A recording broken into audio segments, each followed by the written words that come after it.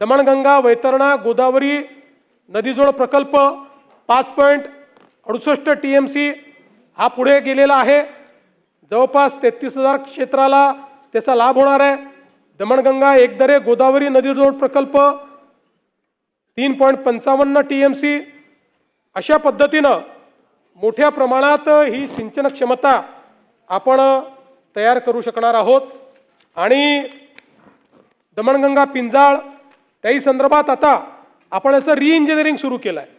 कारण या प्रकल्पाचं म्हणजे खरं तर 1980च्या नॅशनल प्रॉस्पेक्टिव्ह प्लॅनमध्ये आलेला हा ज्यावेळेस 80 साली 30 आंतरराज्यीय नदीजोड प्रकल्प हे सरकारने मान्य केले त्यातला प्रकल्प आहे दमणगंगा पिंजाळ।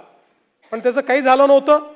आपण ते आता अंतिम टप्प्यात आणलेलं आहे आणि याच्यामध्ये मोठ्या प्रमाणात गुजरातमधलं सबमर्जन्स असल्यामुळे पाहिजे त्या प्रमाणात तिथनं आपल्याला कॉर्पोरेशन मिळत नव्हतं, किंबहुना ते आपल्याला कंपेन्सेटरी पाणी मागत होते।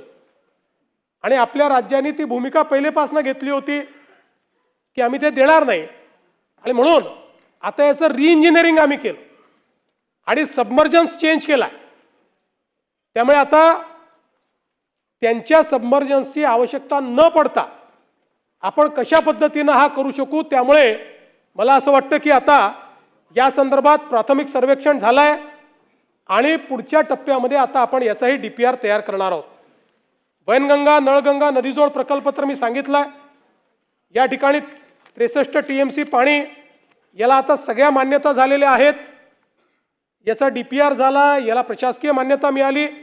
त्यामुळे आता याचं टेंडर बोलवण्याचं म्हणजे फायनान्शियल क्लोजर आणि टेंडर हे काम आता या ठिकाणी आपण पूर्ण करणार आहोत। लेंडी प्रकल्प असेल, लोणी सावंगी, सिद्धेश्वर, निम्न दुधना या सगळ्या प्रकल्पाच्या संदर्भात मागच्याही काळामध्ये मी सगळी माहिती दिलेली आहे। आणि म्हणून या निमित्ताने मला आपल्याला सांगायचं आहे की MMRचं क्षेत्र जे आमचं सगळ्यात महत्त्वाचं पुढच्या काळातलं क्षेत्र आहे, या क्षेत्रामध्ये पिण्याच्या पाण्याची आणि उद्योगाच्या पाण्याची मोठी कमतरता त्या ठिकाणी होईल हे लक्षात घेऊन आपण 2025 साली पोशीर आणि शिलार या 2 धरणाच्या कामांना त्या ठिकाणी मान्यता दिली। आणि मला सांगताना आनंद वाटतो दोन्हीचं टेंडर झालं, एकाचं वर्क ऑर्डर झालाय आणि दुसऱ्याचा वर्क ऑर्डर आता होणार आहे। यासोबत गारगाई प्रकल्प त्यालाही आपण मान्यता दिली आणि गारगाई प्रकल्पाच्या माध्यमातूनही मोठ्या प्रमाणात पाणी मुंबईला मिळणार आहे आणि दमणगंगा पिंजाळच्या माध्यमातूनही 13 TMC पाणी मिळणार आहे। त्यामुळे काळूशाहीचं आपण करतोय, त्याच्यातल्या अडचणी दूर करतोय, पण हे तर झाले, काळूशाहीच्या अडचणी आपण दूर करतो आहोत।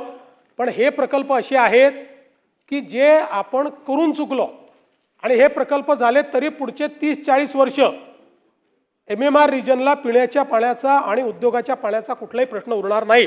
पण तरी काळूशाही आपण करणार आहोत। त्या संदर्भात थोडं पुनर्वसनाचे प्रश्न आहेत ते आम्ही सोडवतो, ते झाले की काळूचाही प्रश्न सुटेल।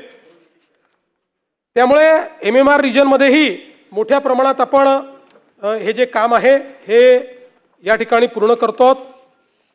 यासोबत